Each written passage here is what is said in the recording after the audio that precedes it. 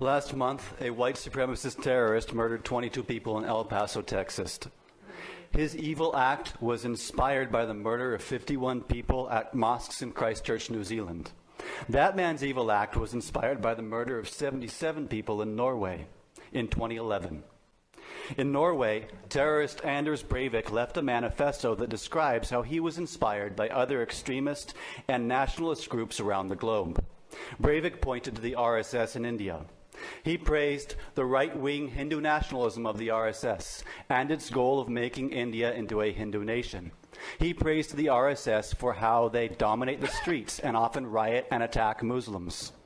He said the goals of white supremacists and the RSS are identical and that they should learn from each other and cooperate as much as possible. The RSS is a fascist paramilitary founded in 1925, the same year that Hitler published Mein Kampf. The RSS developed with inspiration from the Nazis, and it produced Narendra Modi. In 2002, Modi presided as soldiers of the RSS massacred 2,000 Muslims. They gang-raped women, hacked people to death, burned people alive. Leaders of the pogrom later confessed on camera that Modi sanctioned their violence. For this reason, Modi was banned from entering the USA for 10 years. Today, under Modi's iron-fisted regime, Christians, Dalits, Muslims, Sikhs, and every Hindu who disagrees with the hate, violence, and supremacy of the RSS lives in fear of their lives. Modi's hands are stained with blood.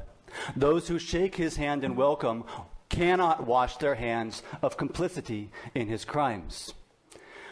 Bishop Desmond Tutu once said, "If you are neutral in situations of injustice, you have chosen the side of the oppressor.